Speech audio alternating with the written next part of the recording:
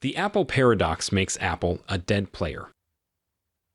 Bismarck Brief, the 23rd of August, 2023. The company that shifted paradigms in personal computing is now too valuable to be run by a live player. The current CEO, Tim Cook, stewards Apple's legacy for profitability above innovation. With a market capitalization of $2.8 trillion as of August 2023, Apple is the most valuable company in the world by a considerable margin. Reaching yearly earnings of $112 billion, it is also the most profitable company in the world, with the exception of the Saudi state-owned oil company Saudi Aramco. Apple has inspired impressive brand loyalty via its perception as both a technological innovator and purveyor of luxury products. The company remains overwhelmingly dependent on iPhone sales, its largest source of revenue since 2008, and which account for nearly 50% of revenue in 2023. The company has not released a product that has significantly altered its revenue streams in over a decade. Impressive financial success and impeccable branding belie a fundamental technological stagnation. As CEO since the death of legendary founder Steve Jobs in 2011, Tim Cook oversees a product model that relies on regular, incremental improvements to core hardware offerings. Having been groomed for the role by Jobs before his death, Cook's primary legacy within Apple has not been to invent new high-value product concepts as Jobs did, but to preserve those created by other live players, including Jobs and former lead product designer Jony Ive, who departed Apple in 2019. From the Macintosh personal computer in 1984 to the iPhone in 2007, Apple repeatedly shifted the paradigm in how consumers interact with technology. The company's status among consumers relies in large part on those achievements, which have proven so valuable that Apple is paradoxically financially safer avoiding innovation than pursuing it. While the company has expanded its family of subscription services, which include device insurance, cloud storage, streaming services, and banking products, these have only become moderate revenue boosts. Apple is still reliant on its last major hardware innovation to maintain profitability, and it is a hardware innovation which is becoming quite old and has been substantially copied by nearly every other company in the field. Tim Cook's drive for efficiency has shored up this core profitable product through offshoring manufacturing, but this has come at the cost of a structural reliance on Chinese manufacturing and with it, good relations with the Chinese government. Apple is a luxury fashion brand. Apple products are expensive compared to those of competitors like Samsung or Huawei, but are viewed as superior in terms of design and have a devoted fan base among people who use them as a status symbol, particularly young people in major consumer economies like the United States and China. Social networking effects are responsible for much of Apple's brand recognition. The Apple logo on a product serves as a social indicator similar to the conspicuous branding of luxury handbags. Apple computers have always sold at higher price points than competing products. At one time in the company's history, this was due to its genuinely innovative technology. Over time, as the computer market has homogenized, Apple prices are less justifiable in terms of functionality and are more accurately reflections of prestige and branding. Whether Apple's performance is actually superior to its competitors is difficult to quantify. Quantitative benchmarks, which measure battery life and chip performance, do not accurately reflect how devices are actually used by consumers. Qualitative assessments show that positive reviews are more strongly linked to the ease of user experience, which Apple makes consistent by controlling nearly every aspect of computing. Apple products come preloaded with proprietary apps that are challengers to comparable products from Microsoft or Google. Third-party apps are available predominantly through the company's App Store and are subject to company standards and review. Even tangible services like device insurance and tech support create a closed ecosystem where Apple users have few options for using non-Apple services with their devices. This kind of control is only possible by a company that spans hardware as well as software, an aspiration that has become common for startups in Shenzhen, but rare in contemporary Silicon Valley. Nevertheless, Apple products function well enough that this near monopoly is not seen as an impediment, but as welcome efficiency. Apple also has exclusive mobile social features like AirDrop and iMessage. When using iMessage, the ordinary text messages of non-iPhone users are displayed in green, while messages sent from other iPhones are blue. Though seemingly innocuous, this design choice is a deliberate form of anti-competitive social engineering. Because these products function like fashion items, Apple can alter the underlying technology negatively without significant sales issues. In 2015, the company introduced a slimmer but more easily breakable keyboard to its laptops. The increased need for repairs led to a $50 million class action settlement and a return to sturdier keyboard models, but notably, sales of Apple laptops did not drop during the period when the fragile keyboards were available. Consumer desire for Apple products was stronger than an aversion to poor quality products. Even more exemplary is the planned obsolescence of Apple products. iPhones are constructed such that their batteries are inaccessible to the consumer and cannot be repaired or replaced without employing an Apple technician. In addition, the company has settled a lawsuit alleging that it deliberately slowed the performance of older iPhone models, supposedly to prevent overheating. The result is that consumers were prematurely pushed to buy new iPhones to replace those that are still working, just under imposed suboptimal conditions. Much of Apple's sustained sales volume is due to its expansions into the vast and growing Chinese market. The country is home to an estimated 1.04 billion smartphone users, and Apple holds a 20% market share, outdoing domestic manufacturers like Huawei and Xiaomi. Tim Cook personally met with China Mobile Chairman Shi Guohua in 2013 to negotiate Apple's entrance into the Chinese mobile phone market and patterned certain design decisions, like the larger screened models of iPhone and low-cost SE line, on consumer preferences in Asian markets.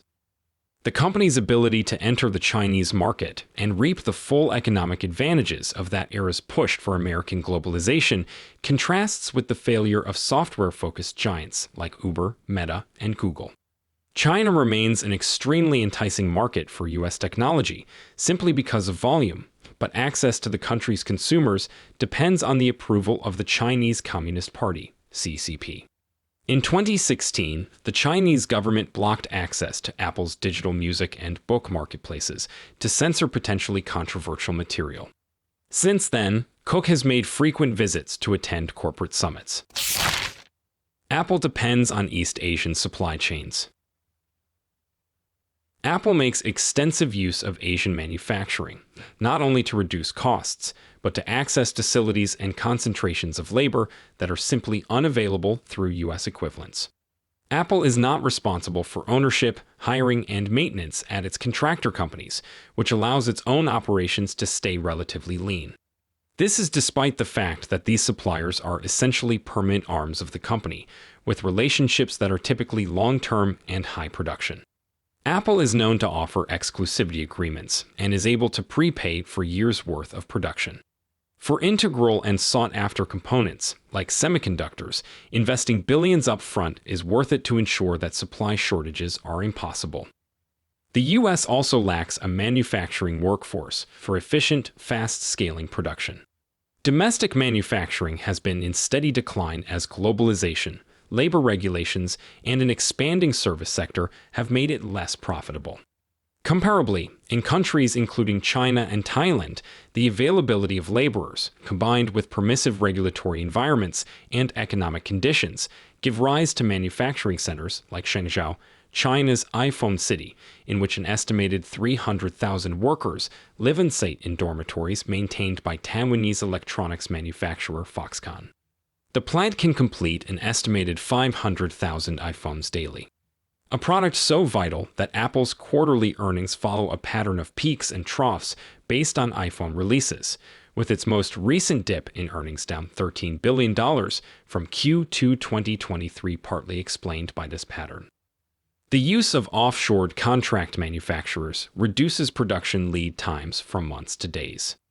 This speed enabled Apple to shift to just-in-time inventory delivery, with surplus eliminated from the supply chain so there could be no risk of underselling. Tim Cook has made such efficient manufacturing a top priority and will at times liken unsold inventory to spoiled milk to emphasize the negative effects of depreciation on Apple's profits. These strategies are not unique, as there is a tacit expectation that U.S. companies will take advantage of opportunities in low-cost, low-regulation economies to drive growth. It is the scale and the intensive quality of its supply chain management that makes Apple an extreme case.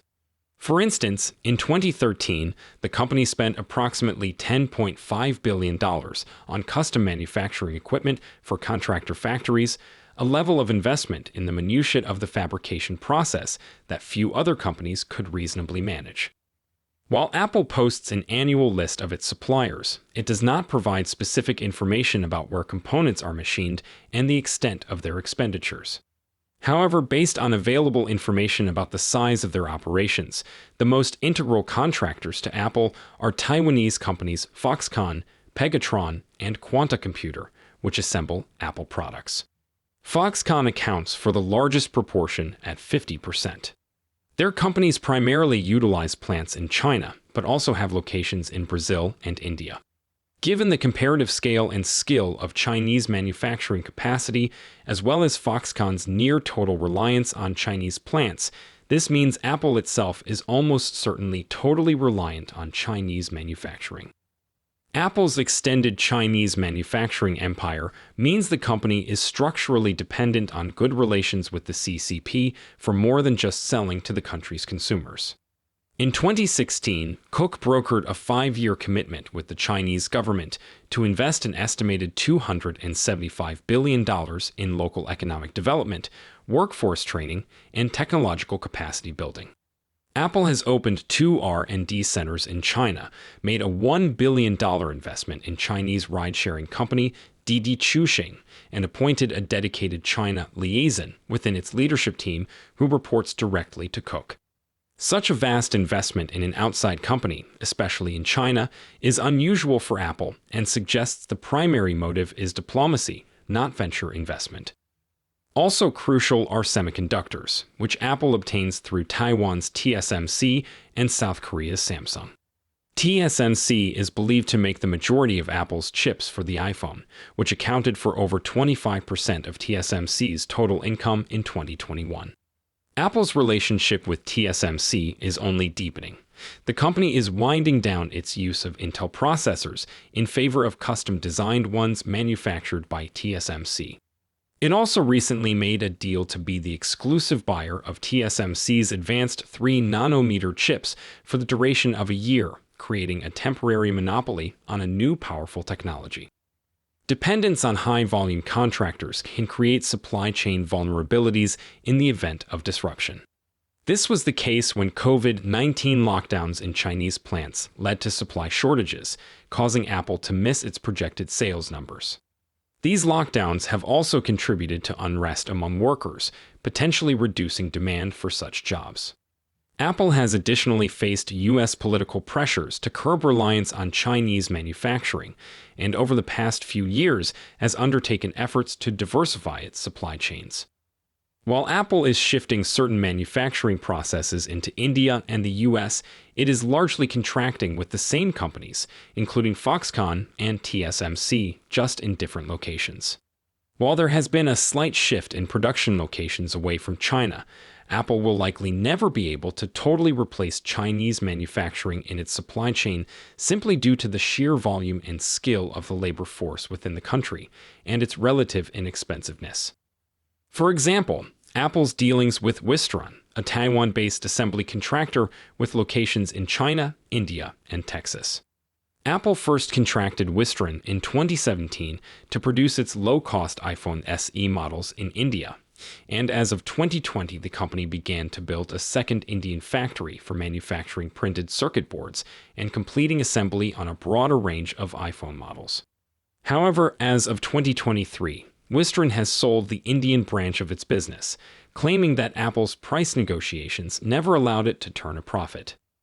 Apple continues to use Foxconn and Pegatron plants in India, and the decommissioned Wistron plants have been purchased by Chinese company Luxshare, also an Apple contractor and a rising competitor to Foxconn. Workers from China will likely be brought in to help run the plants. While Apple may shift the location of contract work, it is largely administered by the same few players and may ultimately still depend on Chinese labor. Apple is undergoing similar issues with semiconductors and TSMC, which has been constructing a fabrication plant in Arizona. It does not seem that Apple was responsible for negotiations that brought TSMC to the U.S. Instead, funding from the 2022 CHIPS and Science Act, intended to boost domestic semiconductor manufacturing, incentivized construction in regional hubs including Phoenix, Arizona. Phoenix was already an industrial center for Intel and has become a boomtown for new semiconductor manufacturing as a result. The TSMC plant is delayed until 2025 due to labor shortages amid apparent culture clashes between Taiwanese managers and American engineers. The high cost of constructing and maintaining a domestic semiconductor fab also makes little sense for TSMC financially. Not only are costs higher in the U.S. across the board, but CHIPS Act subsidies top out at $53 billion for domestic semiconductor manufacturing. TSMC is pushing to recoup around $15 billion from the U.S. in the form of subsidies and tax breaks, but should the government refuse to negotiate, the economics of the new plant may be unfeasible. Currently, approximately 19% of Apple's contractors have U.S. locations that the company utilizes, according to its supplier list, but it does not state how they are used. Apple's U.S. factories and assembly plants have historically been used for prototyping or the assembly of premium product lines. The high-end Mac Pro models that are assembled in the U.S. but manufactured overseas do little more than leverage the prestige of U.S. manufacturing as a form of advertising. Apple launched its Advanced Manufacturing Fund in 2017 to invest in domestic industry. The amount of the fund has expanded over the years to $5 billion, and it may have crossover with a more general 2018 commitment to invest $430 billion in the U.S. economy. The Advanced Manufacturing Fund has cherry-picked suppliers, including 2 to 6, a Pennsylvania-based company that manufactures lasers used in iPhone cameras, and Corning, the glass manufacturer that creates iPhone screens. It has also invested in non-technological contractors like XPO Logistics to construct a new distribution center for product delivery. Fund activity has mostly dropped off as of 2021, save for a 2022 investment in Globalstar, the company that provides the satellite phone service utilized in the iPhone's emergency features. $5 billion is not nearly enough to make an impact in the revival of domestic industry. Apple's investments are more likely to be a subtle marketing campaign surrounding the system of prepayments it already employs. Considering the notable benefits of a globalized supply chain, Apple has currently achieved a level of expansion where any attempts to reduce its global presence could result in significant decreases in profitability. It is able to strategically employ public-facing messaging about its commitment to U.S. manufacturing, but is unlikely to shift manufacturing toward the U.S. in a meaningful way. This is because even though Apple could survive such losses and still remain extremely profitable, the driving force of this setup has been Tim Cook's own exceptional skill at business efficiency. Tim Cook made efficient manufacturing Apple's top priority. Founded in 1976 by Steve Jobs and Steve Wozniak, Apple was an established company by the time Cook assumed the role of CEO in 2011, but its revenues underwent a marked increase under Cook. Compared to his predecessor, Cook is exemplary of the American executive class, with a relatively unremarkable professional background and few connections to the Silicon Valley mythos. Similarly, Apple is now a quintessential profitable corporation, but is not uniquely dynamic or original compared to its peers. Instead, Cook's primary contribution to Apple has been the expansion of its margins. Cook has been responsible for making Jobs and Ives' ideas more scalable and profitable. Cook is from Alabama, from a working-class family. His father was a U.S. Army veteran and shipyard worker, while his mother was a technician at a local pharmacy. Cook completed a degree in industrial engineering at Auburn University and an MBA at Duke University, followed by a 12-year stint with IBM in which he was promoted through the personal computing division to become director of fulfillment for the company's North American operations. For unclear reasons, Cook left IBM in 1994 to join wholesaler Intelligent Electronics Computer Resale Division, where he became its COO. When Intelligent Electronics was acquired by tech support company Ingram Micro in 1997, Cook went to Compaq as Vice President of Corporate Materials, a role that put him in charge of the personal computer company's inventory and procurement. Compaq was a market leader at the time, with $25 billion in sales sustained by low-cost copies of Microsoft and Intel computers. Cook spent 6 months with Compaq before being recruited to Apple by Steve Jobs. Unlike Compaq, Apple was not a market leader. It was notable for high-end computers, but was nearly bankrupt after a decade of mismanagement, an unclear product strategy, and a profusion of licensed third-party imitators, which had cut into sales. Jobs had been absent since 1985 after disagreeing with company management, but was reinstated as CEO in 1997 when it was clear that the company was unlikely to survive without the leadership of a live player. Jobs had also taken on COO duties and felt he had a potential peer in Cook, who could handle the company's operations without significant disruption and who would be unlikely to conflict with him as CEO. Cook had reportedly turned down requests from Apple recruiters after Jobs' reinstatement, but agreed to meet with Jobs personally as an admirer of his contributions to personal computing. Cook accepted a position as Senior Vice President for Global Operations in 1998. He was appointed Executive Vice President for Global Sales and Operations in 2000, putting him in charge of production schedules, inventory, and distribution. In these roles, Cook cut inventory and moved manufacturing and assembly out of the U.S. Previously, Apple had attempted to replicate Japanese electronics manufacturing techniques in the U.S. at the behest of Steve Jobs, who was fascinated both with Japanese industry and the manufacturing innovations of Henry Ford in Detroit. But this was never particularly effective, and Cook's arrival saw the end of this practice, with the majority of Apple's manufacturing offshored by 2004. Cook was never involved in brainstorming products. Instead, he made it possible for production to scale as the company expanded its available devices with the iPod and iPhone in the aughts. Cook's strategy required exacting interviews with manufacturing contractors predominantly based in China. Apple would then empt product designers and engineers within contracted factories to custom design machine tools for product components. These technicians would oversee production for weeks or even months until production targets and compliance were perfected.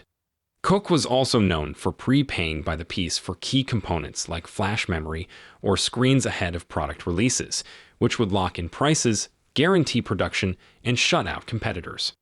By 2012, Apple's investments in Chinese production equipment alone had reached $7.3 billion, more than 19 times its total for 2009. Cook had been groomed for succession by Jobs early on based on his tactical, cautious approach to leadership. Jobs had been diagnosed with pancreatic cancer in 2003, and Cook had filled in as interim CEO in 2004, 2009, and 2011. Cook was named CEO in 2011, 2 months before Jobs' death. Apple's board of directors was fairly small under Jobs, consisting of fewer than 10 members deferential to the CEO. They were able to keep Jobs' succession plans a secret despite pressure from institutional shareholders. Cook has retained this strategy, with a board made up of powerful individuals, including politician Al Gore, former Boeing CFO James Bell, and former Northrop Grumman CEO Ronald Sugar, all of whom are relatively passive in dictating company direction and own a negligible percentage of the company through their voting shares. Cook's 0.02% of shares do little to consolidate influence under this model. Deference is based in the company's mythology surrounding its leadership, with Cook viewed as the rightful successor to Jobs, its legendary founder. While institutional investors hold about 60% of Apple shares, the true power center within the company is its leadership team, with executives overseeing more than 17 different specialized divisions, which Cook structured after Jobs' death. Instead of a large hardware team reporting to a singular executive, Apple maintains design, engineering, and technology divisions to create hubs for different forms of technical expertise. The result is a top-down design process that prioritizes operations. There has been a noticeable paucity of new product launches under Cook. The iPad and the Apple Watch, while technically new revenue streams, are at their core resizes of the iPhone's touchscreen technology. Cook's big projects have been services, not hardware, including streaming platforms for music, podcasts, gaming, and TV, iCloud storage, and Apple Pay and Apple Card banking services. Since Cook became CEO, the company's annual revenue has more than tripled, but services have made up a relatively slim percentage proportionally. Rather than shifting company revenues toward new product verticals, Cook has instead improved profitability through efficient production and extraction of value, especially of the iPhone. The English designer Jony Ive served as Chief Design Officer at Apple from 1997 until his departure in 2019. Ive was personally elevated by Steve Jobs, having originally joined the company in 1992, and worked with him on the designs for most, if not all, of Apple's key hardware and software products, including the iPod, iPhone, and iOS. Given the role of Apple's sleek and unique design in the company's branding and prestige, Ive's departure is another negative sign for the future of the company. Personal computing is a mature industry. Apple's early history cemented it as a genuine innovator, largely tied to the ideas of Steve Jobs. Its early use of graphical user interfaces and color graphics put it ahead of the personal computing market in the 1980s, but Jobs' exorbitant spending on unproven products led to his ouster in 1985. Jobs founded Next, a high-end computer company, and when Apple purchased Next in 1997, its operating system would become integrated into its products.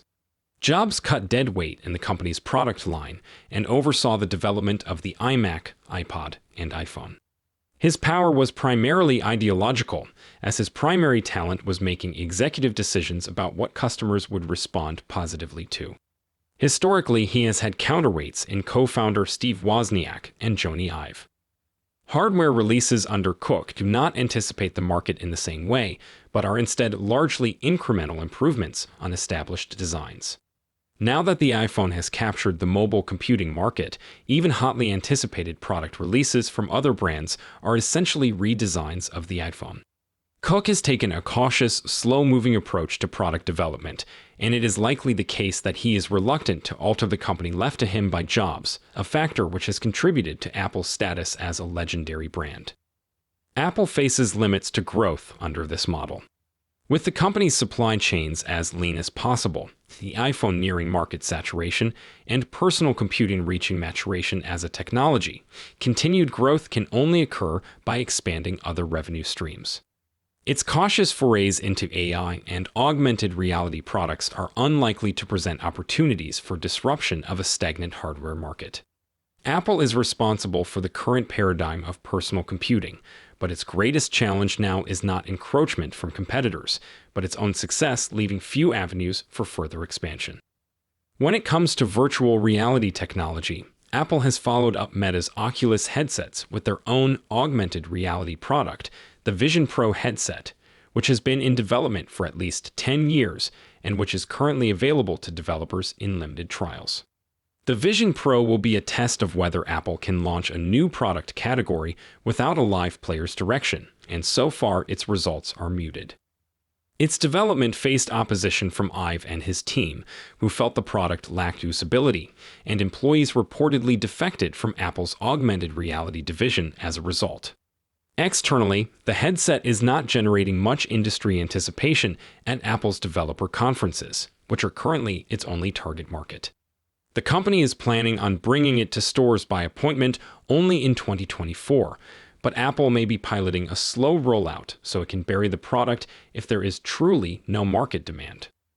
Apple is also considering an artificial intelligence revamped to keep on top of current market trends, but in a similarly non-committal way.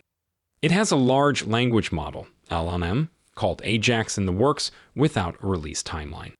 John Giannandrea, the company's AI lead, was hired from Google in 2018 and seemingly brought his research with him. Ajax is built on top of Google's JAX machine learning framework and runs on Google Cloud. Given that it is not markedly different from publicly available LLMs like ChatGPT and Bard, the only real advantage to Ajax is that it can come bundled on Apple devices. Currently, the company is expecting it to augment its autocorrect features.